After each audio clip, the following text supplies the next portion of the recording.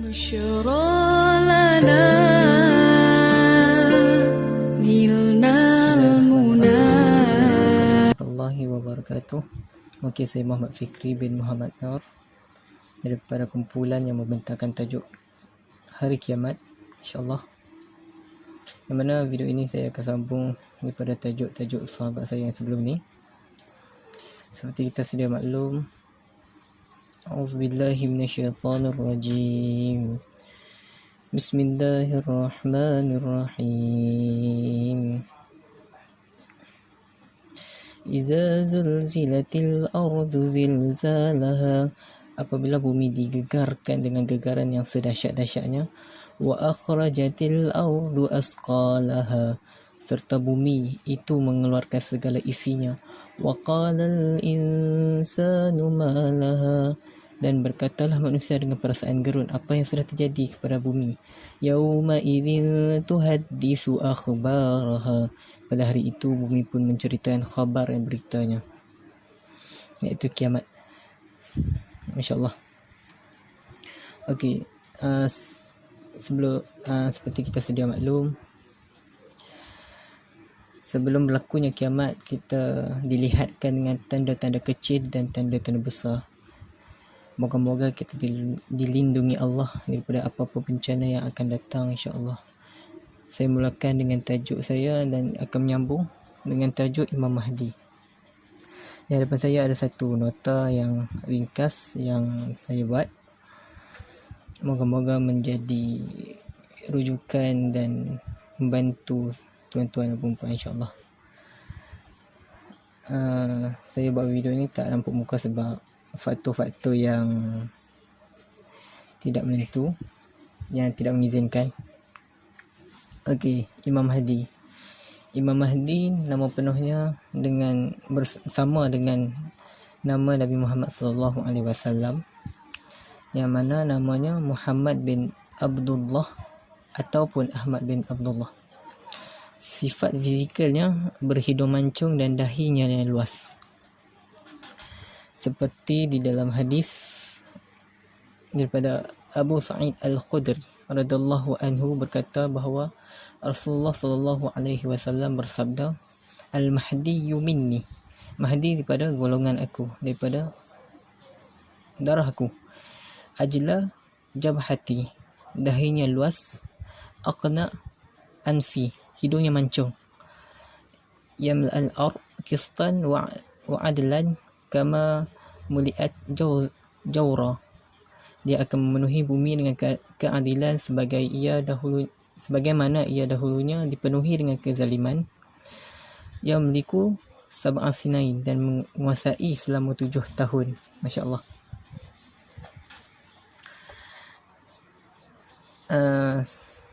Ada pendapat ulama yang mengatakan Imam Mahdi ni umurnya, ada sebahagian mengatakan 30 dan 40.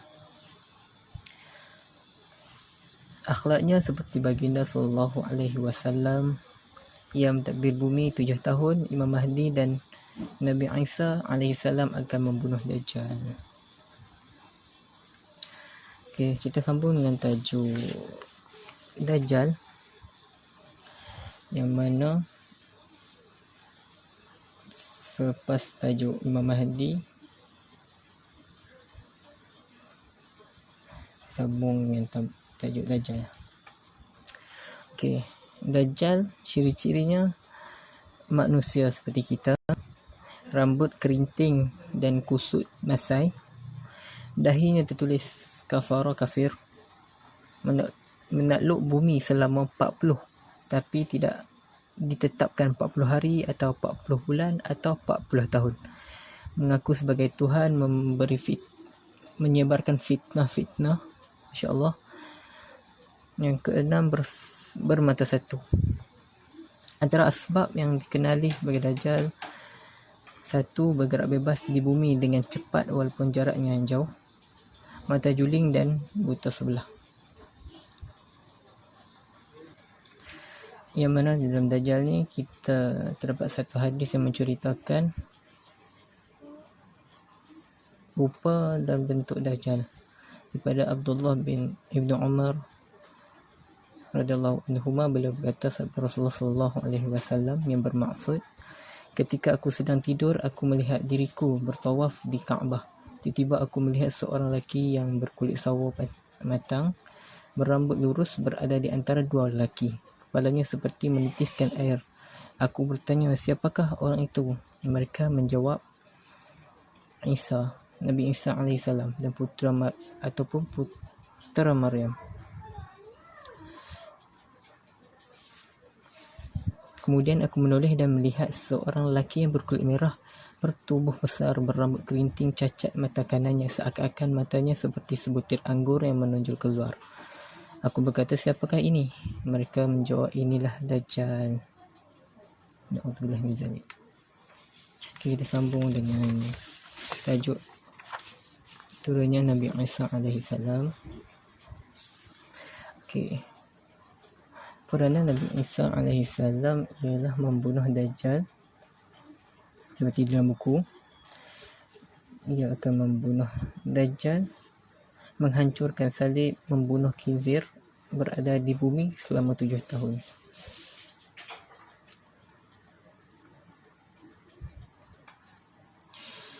Yang mana ada satu ayat yang mana Nabi Isa ni ada satu nama, iaitu Masih. Masih ni ada dua nama, iaitu Masih Dajjal dengan Masih, iaitu Nabi Isa alaihissalam.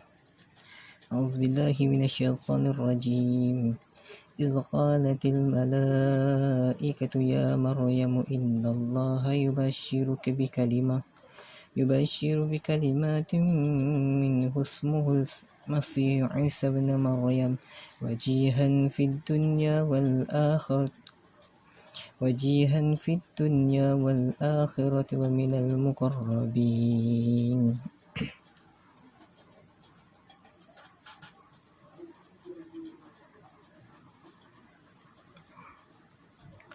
Yang mana maksudnya, ingatlah ketika malaikat berkata, wahai Maryam, bahawasanya Allah memberikan khabar yang menggembirakan kamu dengan menggunakan seorang anak yang engkau akan kandungkan semata-mata dengan kalimah Allah. Nama anak itu adalah Masih ibnu Maryam, seorang yang terkemuka di dunia dan di akhirat, dan ia juga daripada orang-orang yang didampingkan, diberi kemuliaan di sisi Allah. Yang mana seperti Ibnu Katsir ada mentafsirkan firman Allah yang ayat minhus Masih Isa bin Maryam, Masih Isa bin Maryam,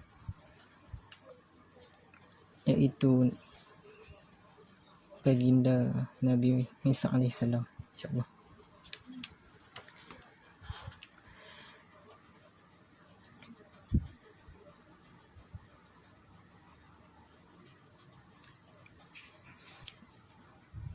Di dalam kitab Asrar As-Sa'ah ada menyebut zaman keluar mereka selepas turunnya Nabi Isa bin Maryam alaihissalam, dan dikatakan selepas Nabi Isa alaihissalam membunuh Dajjal. Dalil keluar selepas turunnya Dajjal dan turunnya Nabi Isa alaihissalam untuk membunuh Dajjal bersama Imam Mahdi. InsyaAllah. Okay, kita akan sambung. Okay, untuk Ya'juj Ma'juj tak ada nota sebab dia ringkas. Okay, Ya'juj Ma'juj, yang mana Ya'juj Ma'juj ni akan membuat kerosakan di bumi, insya-Allah. Allah berfirman dalam surah Anbiya, a'udzubillahi minasyaitonir rajim, hatta idza futihat Ya'juj wa Ma'juj wa hum min kulli hadabin yansilun. Maksudnya demikian keadaan mereka hingga apabila terbuka tembok yang menyekat Ya'juj dan Ma'juj, serta mereka turun dari setiap tempat yang tinggi. Ya'juj Ma'juj ni dia berlangsung dalam keadaan lahirnya Imam Mahdi, turunnya Dajjal,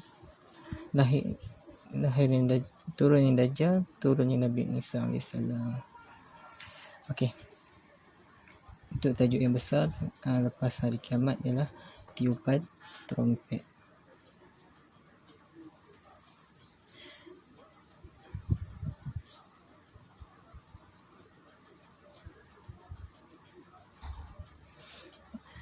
Di dalam kita akan sambung dengan tajuk tiupan trompet ataupun as-sur, yang mana ada satu kisah di dalam hadis, ja'a Rabiu ila Nabi sallallahu alaihi wasallam, telah datangnya seorang Badawi kepada Nabi Muhammad sallallahu alaihi wasallam dan bertanya, faqala ma sur, apakah as-sur?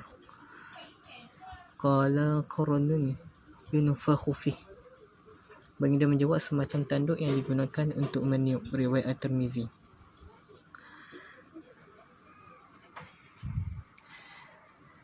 As-sur dalam surah Az-Zumar ayat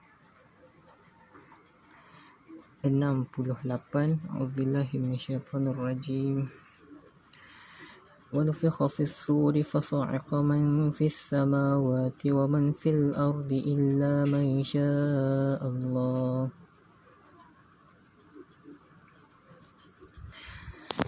Yang bermaksud, dan sudah tentu akan ditiup sangkakala pada waktu itu matilah makhluk-makhluk yang ada di langit dan yang ada di bumi, kecuali siapa yang dikehendaki Allah, kemudian matinya. ثم نفخ فيه أخرى فإذا هم قيام ينظرون.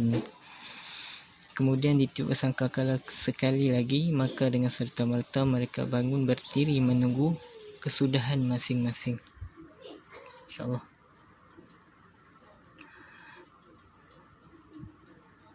Dijelaskan oleh Imam Qurtubi, tiupan ini ada ditiupkan dua kali, iaitu kali pertama ia untuk menunjukkan dan menyebabkan kiamat, dan kali kedua untuk pembangkitan semua makhluk.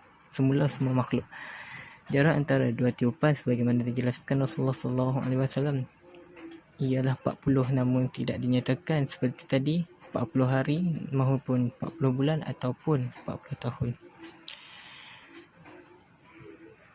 Sekian daripada saya, tajuk tiupan sangkakala. Terima kasih. Assalamualaikum warahmatullahi wabarakatuh. Assalamualaikum warahmatullahi wabarakatuh. Okey, unit seterusnya ialah kebangkitan semula atau panggil lain al-ba'su.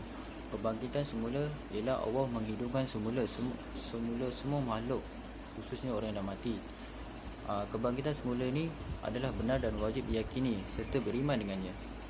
Setiap makhluk akan dibagikan mengikut kadar amalan masing-masing. Firman Allah Ta'ala, allazina yakuluna riba la yakumu ila kama yakumul ladzi yatahabbatu syaitanu minal mas. Maksudnya, orang-orang yang memakan dan mengambil riba akan berdiri dengan terhoyang-hoyang seperti mereka dirasuk dengan syaitan. Antara dalil yang membuktikan ada hari kebangkitan ialah firman Allah Ta'ala, summa innakum yawmal qiyamah tub'atsun. Maksudnya, sesungguhnya kamu akan dibagikan semula pada hari kiamat. Keadaan masa ketika dibagikan ada 3 keadaan, iaitu keadaan segolongan yang berjalan kaki, dan golongan yang berjalan menaiki kenderaan, dan golongan yang berjalan dengan muka sendiri. Antara lain juga ada disebutkan di dalam hadis di mana orang-orang yang zalim akan berjalan akan dibangkitkan seperti semut dan dipijak-pijak oleh orang lain. Seterusnya unit 5, al-mahsyar. Mahsyar atau kata lain al-hash, sudut bahasa ialah kumpul atau ia berarti tempat perhimpunan. Beriman dengan mahsyar adalah wajib hukumnya menurut pandangan jumhur ulama dan sunnah. Oleh itu, sesiapa yang mengingkari ialah kufur. Semua makhluk akan dihimpunkan di hadapan Allah dengan keadaan tidak berpakaian atau bugil. Antara maksud serta tujuan mahsyar dan manusia dikumpulkan ialah manusia dikumpulkan untuk dihisap amalan mereka, sebagaimana firman Allah Ta'ala, wasalnahum falam dahudir minhum ahadan. Maksudnya, dan kami himpunkan mereka di padang mahsyar sehingga kami tidak akan tinggal seorang pun daripada mereka. Yang kedua, manusia itu juga dikumpulkan di mahsyar untuk dibawa sama ada di syurga atau di neraka. Antara dalilnya ialah sebagaimana firman Allah Ta'ala, yauma nahsyurul muttaqina ila rahmani wafdan. Maksudnya, hari kami himpunkan orang-orang bertakwa untuk hidupkan Allah Ar-Rahman dengan pasukan-pasukan. Yang kedua, sebagaimana firman Allah Ta'ala mengenai orang yang berdosa atau kufur dibawa ke neraka. Konsep syafaat di mahsyar. Syafaat bermaksud pertolongan dari Allah yang diberikan kepada makhluk, kepada orang-orang yang diberikan keistimewaan untuk memberi syafaat bagi melepaskan manusia daripada kesengsaraan dan kesusahan. Sebagai contoh, Nabi Muhammad memberi syafaat kepada orang yang melakukan dosa daripada menerima azab. Pada hari akhirat, tiada siapa pun yang dapat syafaat kecuali dengan izin Allah. Firman Allah Ta'ala, wa yawma yaqulu nadu syuraka yallazina za'amtum fad'uuhum falam yastajibu lahum wa ja'alna minhum bainahum mawqiba. Maksudnya, dan ingatlah, serulah sekutu-sekutuku. Mereka lalu memanggilnya tapi sekutu tidak membalas seruan mereka.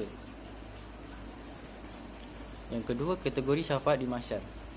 Syafaat secara umumnya terbagi kepada dua, iaitu syafaat Rasul dan syafaat salih. Syafaat Rasul pula terbagi kepada dua, iaitu syafaat umum dan syafaat khusus. Syafaat umum berlaku di padang mahsyar sahaja, iaitu termasuk pada kategori uzma, iaitu syafaat ini khusus umumnya hanya pada Nabi Muhammad SAW sahaja. Syafaat khusus adalah berlaku dalam 4 keadaan, iaitu yang pertama, ketika mengeluarkan orang Islam yang melakukan dosa besar dari neraka. Yang kedua, ketika mengangkat darjat manusia di dalam syurga. Yang ketiga, ketika memasukkan umatnya di syurga dan umatnya syurga tanpa hisab. Yang keempat, ketika mengeluarkan umatnya sehingga tanpa seorang pun dari neraka. Itu sahaja daripada saya. Wabillahi taufiq wa hidayah. Wassalamualaikum warahmatullahi wabarakatuh. Man ana